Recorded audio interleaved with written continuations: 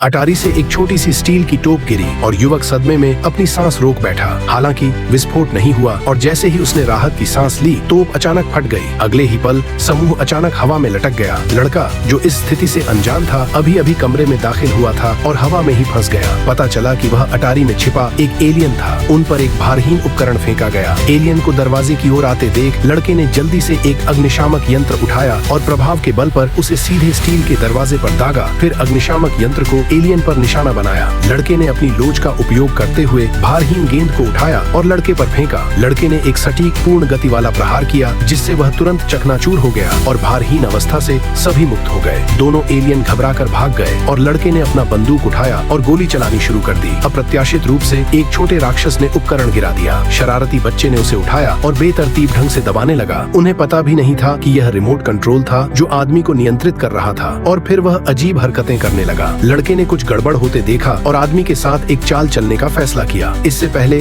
उन्होंने चुपके से देखा था कि एलियंस का निशाना तहखाने में है, जहां कुछ छिपा हुआ लग रहा था। फिर उन्होंने वेंटिलेशन नलिकाओं में हलचल सुनी और अनुमान लगाया कि वे शायद तहखाने तक पहुंचने के लिए उनका इस्तेमाल कर रहे होंगे। लड़के ने उत्साह से हीटर चालू किया और जल्द ही एलियन को गर्मी का एहसास हुआ और उन्हें पसीना आने लगा। फिर उन्होंने एक गर्म लहर आती देखी और फिर उन्होंने नलिकाओं में पटाखे फेंके। अचानक उनमें से एक फिसलकर छोटी लड़की के कमरे में गिर गया। कई लोगों ने उसे घेर लिया, लेकिन उसने दावा किया कि उसका कोई बुरा इरादा नहीं था। वह एलियन ग्रह की एक तकनीशियन थी, जिसे नेता ने पृथ्वी पर आने के लिए मजबूर किया था। तहखाने में एक वस्तु आकार बढ़ाने वाला उपकरण छिपा था और उनका लक्ष्य उसे ढूंढना, बड़ा होना और पृथ्वी पर राज करना था। उन्होंने तुरंत ही युद्ध को रोकने के लिए तकनीशियनों के साथ एकजुट होने का निर्णय लिया, लेकिन उसी समय एक एलियन शौचालय से बाहर निकला और दादी पर हथियार तान दिया।